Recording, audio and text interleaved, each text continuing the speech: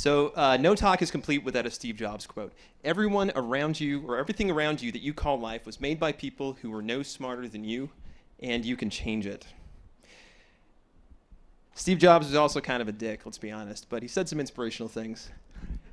I decided that I was going to tackle healthcare. And when you think about big problems, healthcare is pretty high up there on the list. And I decided that I was going to tackle it in Canada through entrepreneurship, which sounds like a crazy idea, because if you look at what defines the Canadian experience, what defines Canadianness, healthcare is actually number 3 after Canadian history and in Canada's armed forces. This is one of the most Canadian things that we think about when we think about Canada. But Canada actually ranks very poorly when it comes to international studies on healthcare systems. We think that we are great because we're better than the US. The US is last. We're second last. So that's, something to be proud of, but we can do a lot better than that. So this is where I take a single example that is my life and I generalize it into guidelines that you should not question. Step 0, pick a problem that millions of people care about, but that seems intractably hard. Okay, and when I say, who here, by the way, wants to change the world at some point in their lives? Who has a really concrete idea as to how they want to do that? And it could be crazy, but who has at least an inkling of an idea? Space, tethers, and okay. So all of you people who have your hand up at some point will be labeled as idiots, okay? But that's okay. That means you pick something that is really freaking hard to address, and I think that's great. Step 1, make sure you really care about the problem yourself, okay? If you don't care, and not just this would be nice if we solved it, but you would rather die than fail to solve the problem. You have to be at that level. And it doesn't mean that your next startup is going to solve the problem, but it might mean that startup number 5 in 10 years will. And you need to be that obsessed if you're talking about something that's going to be big and impactful. Develop a hypothesis for how you're going to solve the problem, okay, but know that it will change. We decided at the beginning of Akira that we were going to open clinics and we were going to be really nice, a fantastic experience, and then we were going to keep people away from them with amazing technology. And then we thought, well, shit, let's just build the technology, guys. That's a lot easier. Write out every possible objection that people might raise about your business idea, about your ambitious concept, and get to the point where nobody can surprise you with a question. And so we went through and looked at everything. This is illegal. Our lawyers don't think it is. You'll never be able to raise capital. You might be right, I don't know. The unit economics won't work. Well, our spreadsheet seems to be pretty good, and so on and so forth. As soon as you can answer all those questions that really smart people have put to you in a confident way, and you can convince yourself that this is actually doable, only then will you be ready to do it, because you need that certainty. You need to know what you're talking about.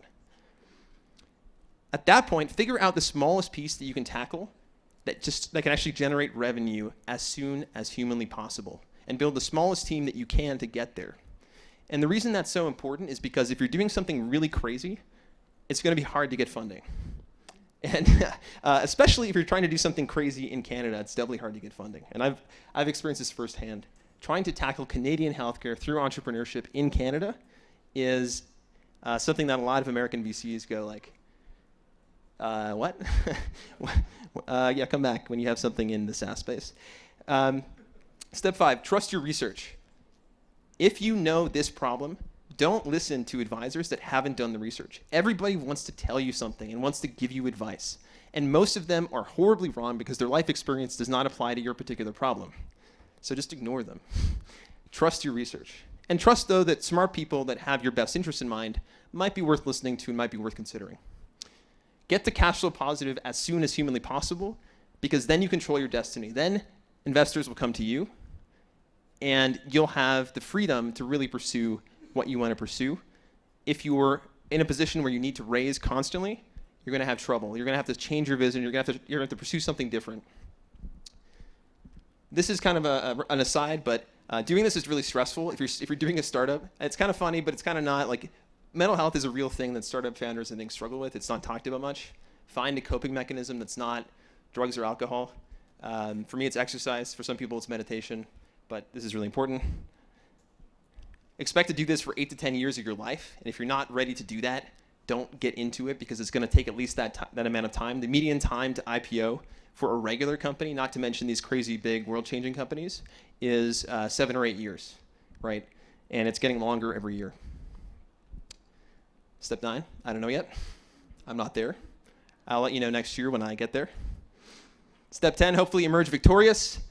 Go out, or this is entirely possible, go out in a horrible blaze of glory and start again because you're a stubborn bastard or bastardess, and you really believe in the problem that you set out to solve, and you believe in the mission that you set out to achieve, and nothing, not bankruptcy, not losing your house, not losing your car, not losing your friends, is going to stop you from achieving that.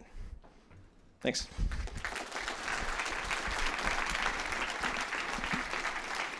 Two questions.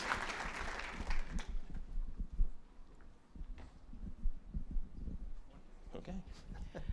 I'm just curious, how many years? Hello, I'm over here. Where?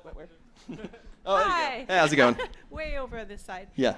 How many years were you working on your business? You said 7 or 8. Were you working that many years? No. So I actually have no formal background in healthcare whatsoever. I started Akira because I wanted to put high-quality health advice into the pockets of everybody in the world.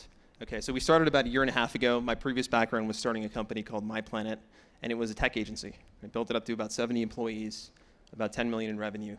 But I'm on year 1.5, Okay. and quite frankly, I'm totally prepared to be here until year 20, if that's what it takes. Because I think this is just too important a problem. That just led right into my question. Yeah.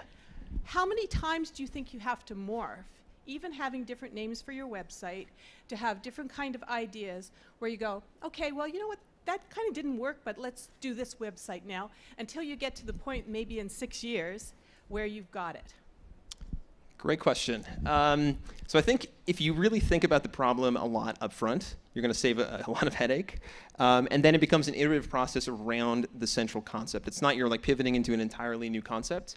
We've changed a lot of stuff in the last 1.5 years in terms of how our pricing works, how our delivery model works, how our marketing works, but we're still fundamentally solving the same problem.